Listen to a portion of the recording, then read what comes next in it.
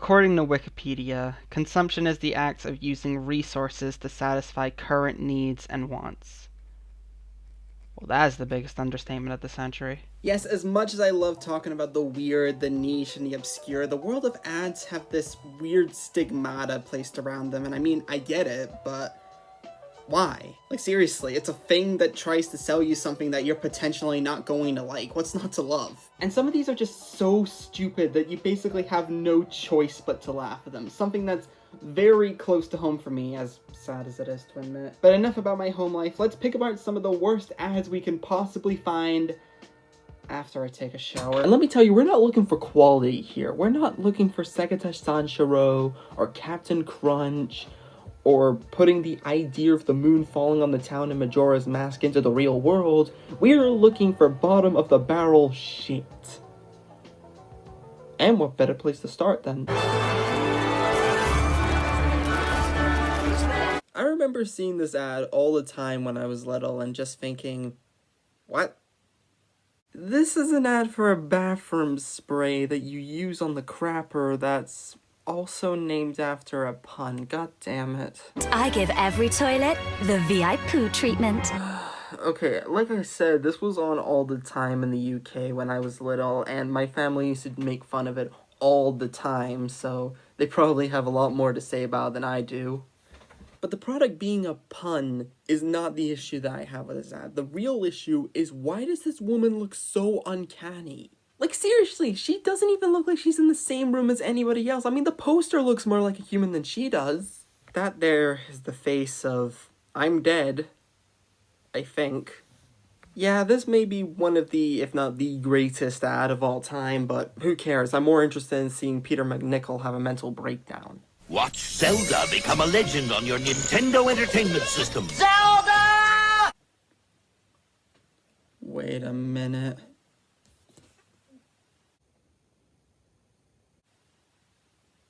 So that's where you went. Not gonna lie, I am loving this sequel to Eraserhead. Which way you go? Good time. This was from that magical era of video game ads where they didn't even have to tell you what the game was about, and instead it's Jerry Seinfeld taking his happy pills telling you about his expansive list of the game's enemies. But even for video game ads at the time, this was just plain odd. Certainly better than another Zelda ad that we got around the same time. Whoa, nice graphics. I'd like to get my hands on that game. You mean you haven't played it yet? I'm gonna put a pin in that and come back to it later. Instead, we're going to do what we should have done from the very start. Strut!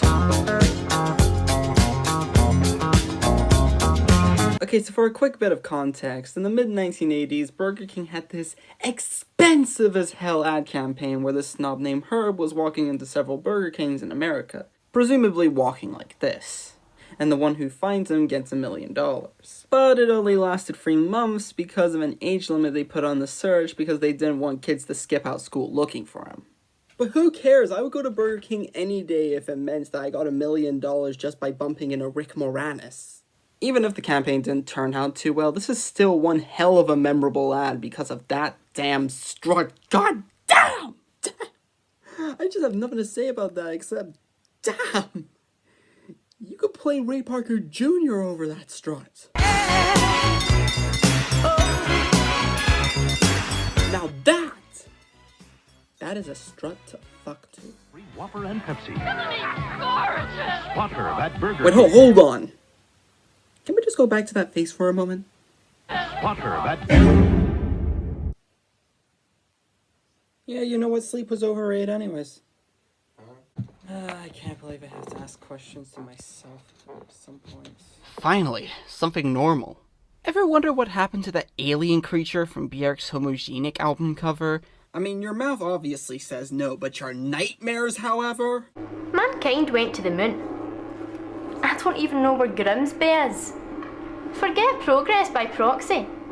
Land on your own moon. I guess you could say that it's effective getting its message about not worrying about the lack of contributions you made to the world as a whole across pretty well, sort of in a bizarre Eraserhead meets Aphex Twin music video type of way, but... Why? It's more effective of giving me me sleep paralysis, let alone the existential dread of being forgotten about.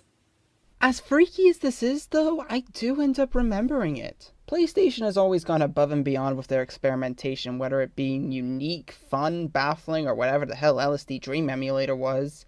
And this was part of cementing their reputation for allowing any idea onto the shelves in a moment's notice. Ironically enough, this ad was a massive contribution onto itself. I have nothing else to say, I just think that it's weird that it even exists at all. Sorry about that, my shelf had seemed to have ran off on me. Anyways, that was scary. But you know what was even scarier than that? There's good reason for my glistening skin. Okay, when someone had told me that they were planning on doing a CMF cosplay for Halloween, this was not what I had in mind. This creepy line of ads was done by the Philadelphia-based ice cream company Little Babies in 2012, in which a creepy ice cream person whose gender I'm not going to attempt to guess eats the product from the top of their head, all while it blankly stares into your soul. With narration being done by Matthias Bossi, the composer of Super Meat Boy. I'm not joking, by the way, that is actually the composer of Super Meat Boy and The Binding of Isaac who did the narration here. God, I love my job. These were some really strange ads the company put out in their lifetime, like this one where a man, whose gender I'm not going to attempt to, erotically unbuttons his jeans, which causes a blob of ice cream to start pouring out. I feel very unclean. The point is that these ads were something else, and you know what was the weirdest part? The company got caught in the crossfires of Pizzagate and were forced to close down in 2019, abruptly putting an end to this terrifyingly wonderful ad campaign. But what if I told you that wasn't the scariest ad we're going to be looking at today? Well, strap in, as I introduce you to the heart-stopping rapture of terror, the horror to end all horrors, a haunting experience so visceral that it would put The Exorcist and Lake Mungo to shame. Before we get to that, there is one question that I do have to ask.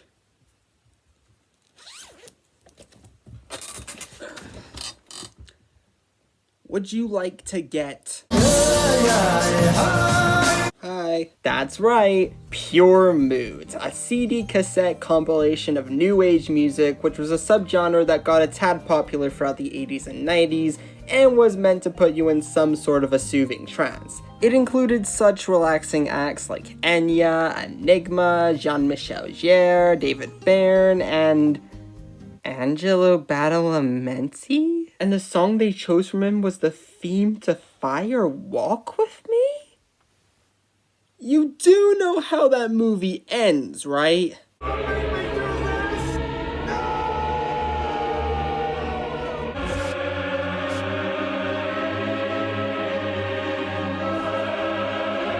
Yeah, this compilation is mostly infamous for including just the most random picks, like the X-Files theme and... Set adrift with the timeless pleasures of Tubular Bells. Ah yes! Tubular Bells by Mike Oldfield. That all-time classic. Yeah, that is a no-brainer pick. That is the first thing that I think of when I first hear the words timeless pleasures, you know? That is a no-brainer pick. You know, we all know that one. It's from the stress-free romp classic of our childhoods. You know, a little movie called The Exorcist. You know, the movie where people had to get rushed to the hospital because of how scary it was. Timeless pleasures would be the last thing I would say about that movie. And by the way, happy Halloween. We love you, Tom! Told you there were gonna be jump scares. The Quiznos sub Sponge Monkeys. Now we're getting into some Terry Gilliam levels of cult classics here. This ad campaign from around 2004-ish was based on the characters from an early 2000s web video where these weirdos called Sponge Monkeys, who kinda look like they just survived the screening of a Rob Schneider movie, spend the whole song praising the moon, which is honestly really basic. I mean, if you want to truly praise the moon, it'd be something along the lines of... That is the moon!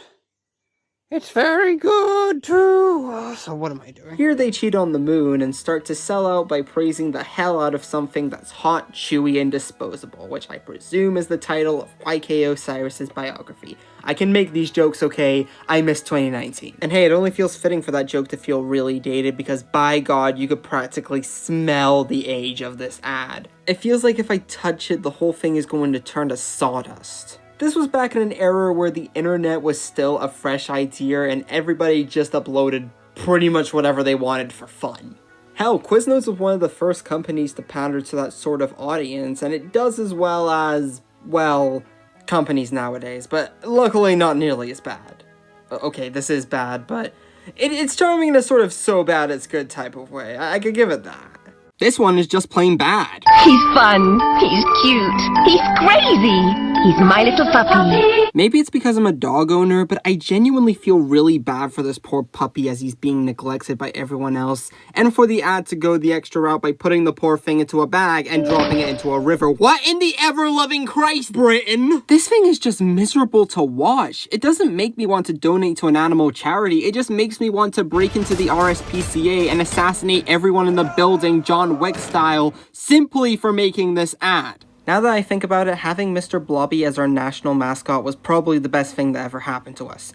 We deserve that psychopath because clearly we don't deserve ourselves. And you know what the U and the K in UK stands for? You're Corange. Oh, yes, we could be in for a quintessential tango taste sensation here. Oh yeah, the one thing I forgot to mention is that we kinda suck at marketing campaigns. Like, what am I supposed to take away from this? You drink the products and all of a sudden an orange Vern Troyer comes up and smacks you in the ears? How's this supposed to encourage me to buy more tango? It just reminds me that we're probably never going to get another season of Little Demons. Oh yeah, and speaking of demons, here's the devil. Chocolate.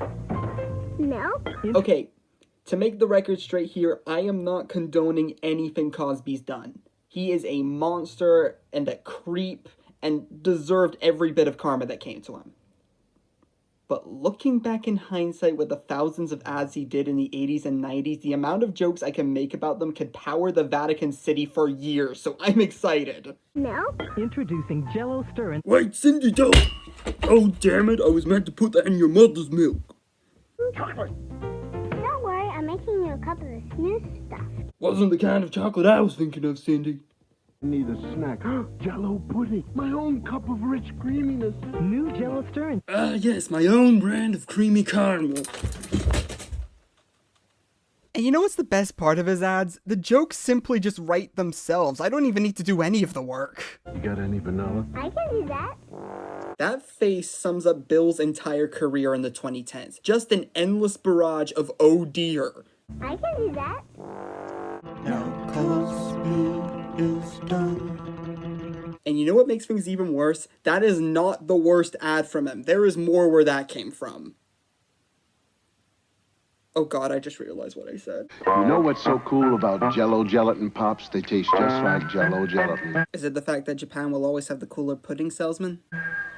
But they've got a handle. If their hands are like yours, ain't no way in hell that I'm going near them.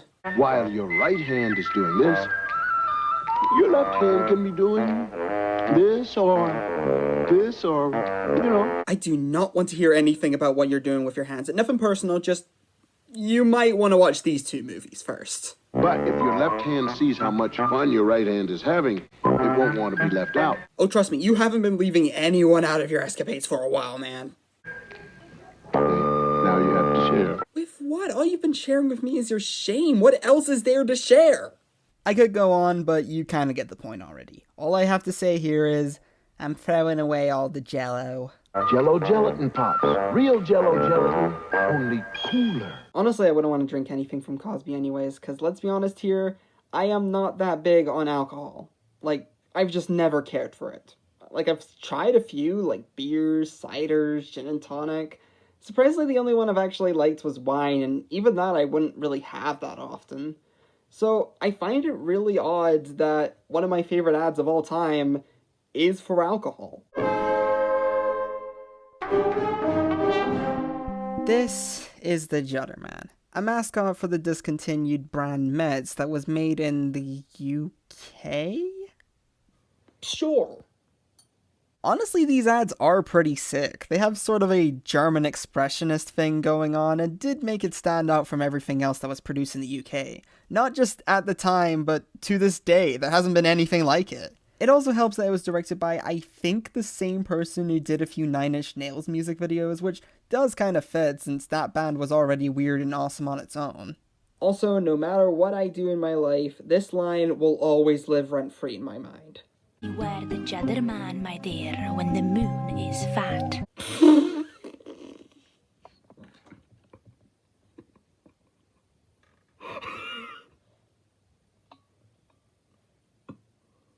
When the moon is fat. Yeah, when the moon is fat. That's so...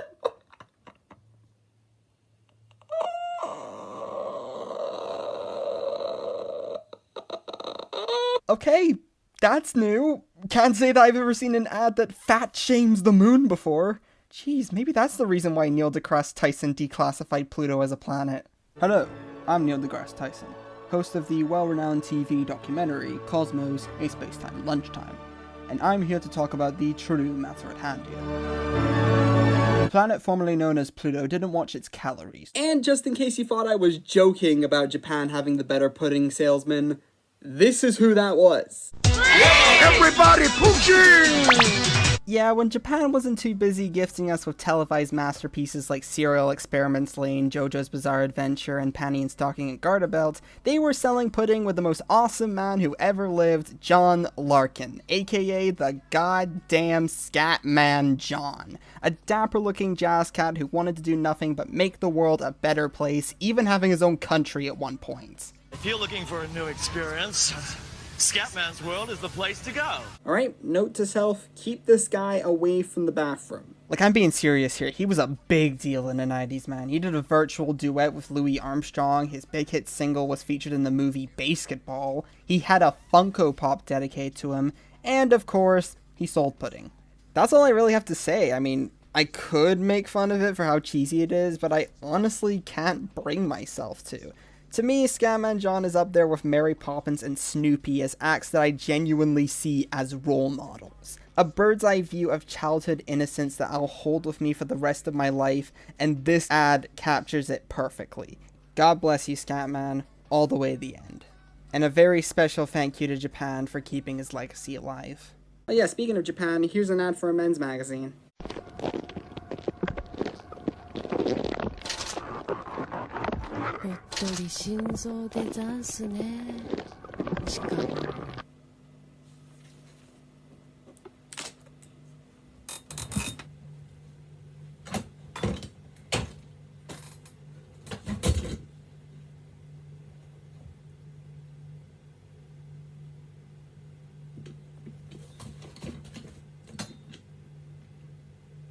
Wheels on the bus go round and round, all the way to hell. Yeah, I had no idea what I just saw either. And it's kinda ironic that this was made for a men's magazine, because I think this would have been enough for men to never touch magazines ever again. I thought this was advertising a Junji Ito manga when I first saw this, because let's face it, this ad looks like it's going to end with someone getting eaten via forehead vortex. Alright, I'm down for going the freaky route. What else do you have for us? Joanna Cassidy? Okay, I know her for Who Framed Roger Rabbit and pretty much nothing else, so okay, let's see what you got.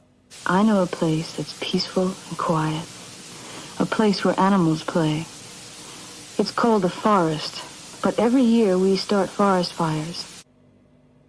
With a teleprompter written by Lars von Trier, but hey, I'm still interested. Where are you going with this? So the next time you're in the forest, be extra careful, okay? If you knew it was me, would you have listened? Oh, of course! She was a bear the whole time! Who the hell are you exactly?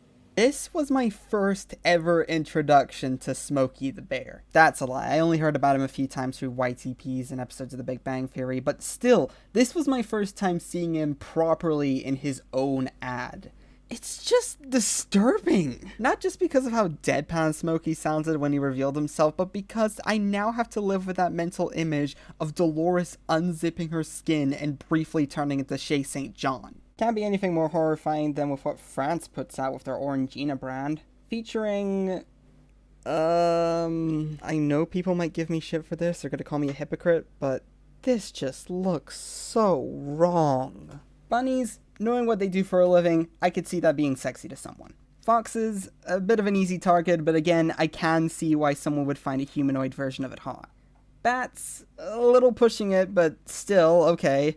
But hyenas? If there's a list somewhere of things that should never be given boobs, hyenas should be on there.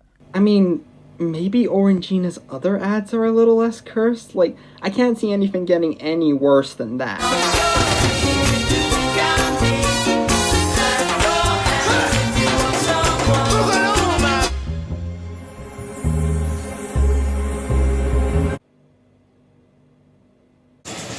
This is fine. Okay, I'm at a loss for words here. This ad has defeated me. I honestly don't know if this is going too far, because I know furries do exist, and most of them that I've met up with are pretty nice people.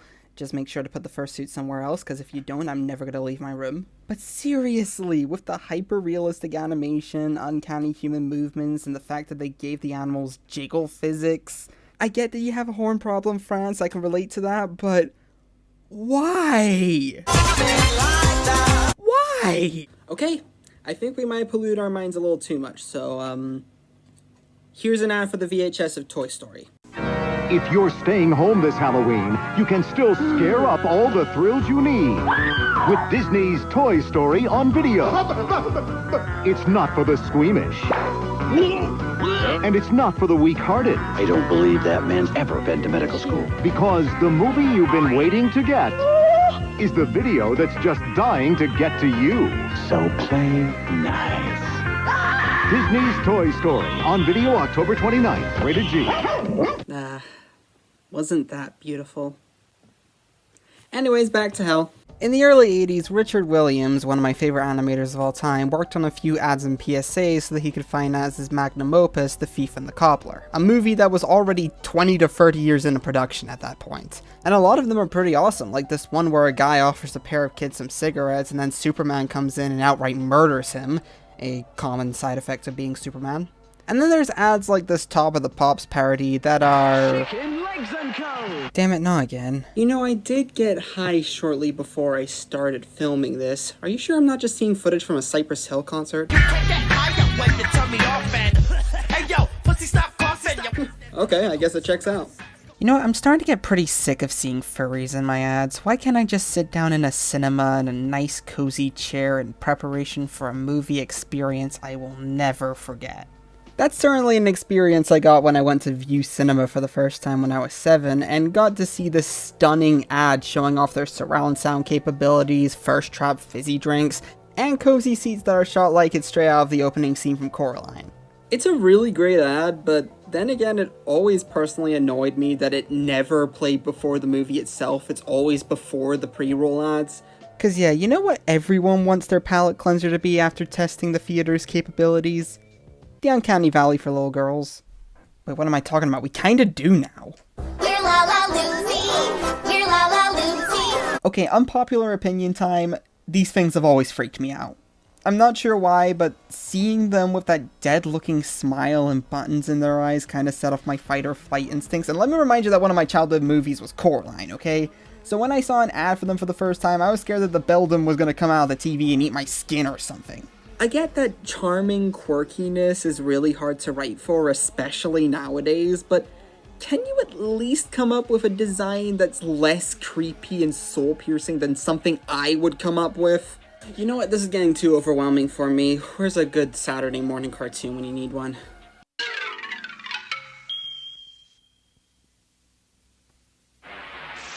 And the masters of the universe. Hey kids, do you ever wonder why I stay so fit in this line of work? Well, I am so glad you asked. I just do my exercises. In public! Everyone admire my beauty!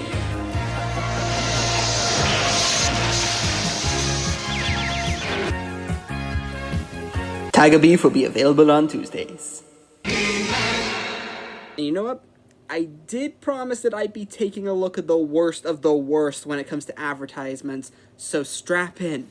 It is time to get mercilessly cringy. Taylin, that fit slays. Oh my god! Oh my god, I was prepared and even I wasn't ready for that.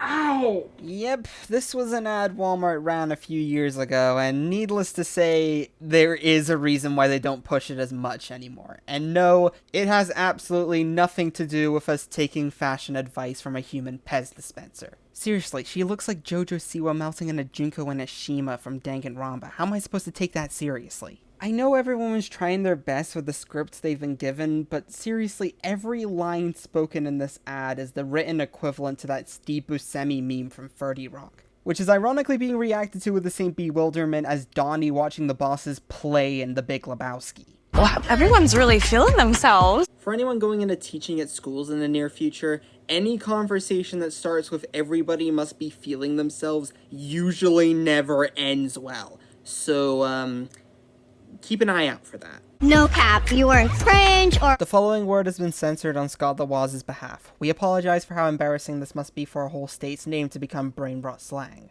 Condolences. at all. To the parents that are watching, school is in session, and we are teaching a master class in style. Well, that's blatant false advertising. The director's clearly more interested in seeing these kids dance rather than any advice we're ever going to get about fashion. Seriously, as someone who takes their fashion very seriously, you can't just say something like that and not commit to it ever. Though then again, why would I ever want to trust Walmart with advice on clothing? It's like trusting the Black Christmas remake with how to handle feminist social commentary. You know, you just know, okay? Also, maybe I just went to a terrible school, but this is the most full I have ever seen a school hallway. Everything is so crowded and enthusiastic, it's like I'm watching the opening to a live-action remake of Recess. Yeah, no, Crocs will never be seen as fashionable. I should know. I'm wearing them right now. It's a cowboy riding on a horseback, all white stallion. That sounds like the last thing I hear before Carrie Airways from Oogie Loves kills me. Do you like bubbles? Yeah! Well, gosh, are you in the right place? Technically speaking, he's not really a murderer. I could go on and on about how many jokes I can make at this ad's expense, but if Walmart refuses to acknowledge that it even exists after how badly it flopped, then honestly, why should I? All of you are getting detention, and you're going in the dip.